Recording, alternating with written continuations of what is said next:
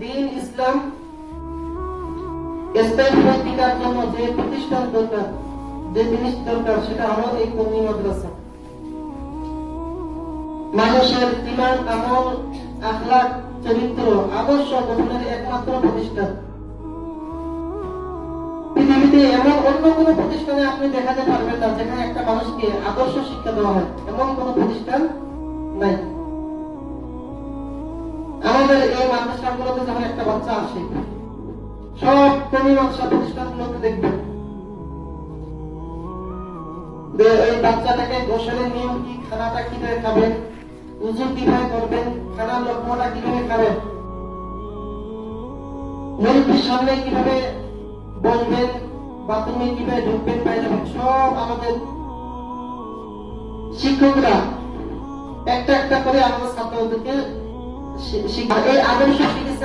আমরা একমাত্র আদর্শের প্রতীক রহমাতুল লিল আলামিন নবী ও সাহাবায়ে সব বিষয় শিখিয়ে দিয়েছেন, এমন কোন কাজ নাই যা শিখান নেই। আমাদের এই মাদ্রাসাগুলোতে একটা বাচ্চা আসার পরে 2-3 বছর থাকলেই মনে হয় যেন জানাজার নামাজের ইমামতি করতে পারবে, ঠিক কিনা? জুমার নামাজও পড়তে পারে, হয়তো একটু বয়সের সমস্যা, কিন্তু 2 বছর 3 বছর থাকলে মোটামুটি খতিব, ইমাম, জানাজার ইমাম, 5 ওয়াক্ত নামাজের যোগ্যতা অর্জন হয়েছে। কিন্তু আলহামদুলিল্লাহ আমাদের এই মাদ্রাসায় আরবি, উর্দু, আরবির পাশাপাশি, হেফজের পাশাপাশি বাংলা, ইংরেজি, অঙ্ক এগুলো শেখানো হয় এবং কয়েকটা ভাষা শেখানো হয়।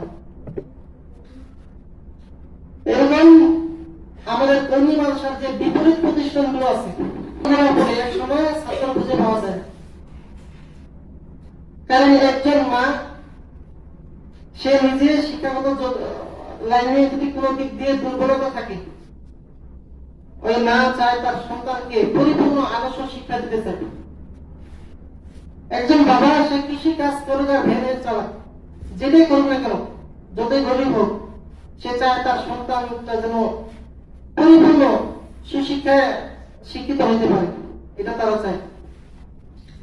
আর এই শিক্ষার জন্য তারা খুঁজে আদর্শ করে শিক্ষা দেওয়া হয়, তারা আদর্শ খুঁজে।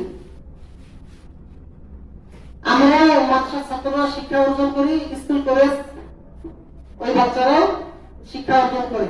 তারা যখন শিক্ষা অর্জন করে কারোর সামনে যায়, মুরব্বির সামনে যায়, মুরব্বির সামনে গেলে সালাম নাই, কালাম নাই, দাঁড়িয়ে দাঁড়িয়ে পেশাব করে, ঠিক কিনা? আদর্শ বলতে কিচ্ছু নেই। আর আমাদের মাদ্রাসার বাচ্চারা তখন শুধু কায়দা আনপাড়া শেষ করে শুধু কোরআন শরীফটা হাতে নিচে বুকের সাথে লাগাইছে, মুরব্বি দেখলেই সালাম দেয়, যেখানে সেখানে প্রস্রাব করে না, নির্দিষ্ট জায়গা ছাড়া, মসজিদ গেলে জোতা সোজা করে দেয়। এর দ্বারা দিল থেকে একটা দোয়া আসে, অন্তর থেকে দোয়া আসে, যার কারণে এই করোনাকালীন সময় গোটা দেশের খবর আপনারা জানেন, গোটা পৃথিবীর খবর আপনারা জানেন। করোনাকালীন সময় বাংলাদেশে এই পরিমাণ ক্ষতি হওয়ার পরেও আল্লাহ রহমত, আমার জানা মতে কোনো মাদ্রাসা বন্ধ হয়নি, ঠিক কিনা? কোনো মাদ্রাসা বন্ধ হয়নি। হুজুরা কষ্ট করেছে, বেতন পায়নি, কিন্তু কষ্ট করার পরেও 1 টাকা হারামও খায়নি, কারো কাছে ফকিরের মতো হাতও বাড়ায়নি। আমরা এত সুন্দরভাবে চলতেছি, হারাম খাই না, কাউকে গালি দিই না। এরপরেও কিছু মূর্খ লোকেরা বলে যে কওমি মাদ্রাসাওয়ালা, দেওবন্দি যারা আছে এরা সব ভিক্ষা করে খায়। এই মাদ্রাসাগুলোতে পড়লে ভিক্ষু হওয়া ছাড়া কোনো উপায় নেই। আমি বলি যে ভিক্ষা ছাড়া চলে কি, আমাকে বুঝাবেন, আমাকে বলবেন।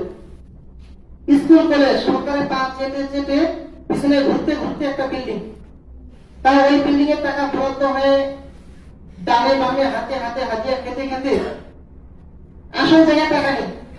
এরকম হয়, টাকা সবাই খায়, দান দান করে টাকা সবাই খায়, কিন্তু আসল জায়গায় টাকা নেই। এই হারাম ঘুরে নেই মাদ্রাসার বিরুদ্ধে কথা বলে, ঠিক কিনা? এই হারাম ঘুরে নেই আমাদের আলেম ওলামা হাফেজে কোরআনদের বিরুদ্ধে কথা বলে, মাদ্রাসার বিরুদ্ধে কথা বলে। মাদ্রাসায় যে যত কষ্ট করি, স্কুল কলেজ শুধু তাই নয়, বড় বড় ভার্সিটি গুলোতেও, কলেজ ছাত্রদের কাছ থেকে লক্ষ লক্ষ টাকা নিতেছে। 5 বছরের একটা কোর্স, মানে এক সময় সব টাকা দিতে হয়। আবার ওই স্কুলের ছাত্রদেরকে একটা সময় তাদেরকে প্রাইভেট করতে হবে, কোচিং করতে হবে, প্রাইভেট টাকা তাও আবার নিজেকেই দিতে হয়, কোচিং এর টাকাও দিতে হয়, সব আলাদা কোর্স। আবার আমি শুনলাম যে ওই বড় বড় ভার্সিটি কলেজের দারোয়ানের যে বেতন, এটাও ছাত্রদের কাছ থেকে নেয়। আদর্শ বলতে কিচ্ছু নাই এই স্কুল প্রতিষ্ঠানগুলো। আর আমাদের হুজুরা 24টা ঘন্টা তোমাদের পিছনে,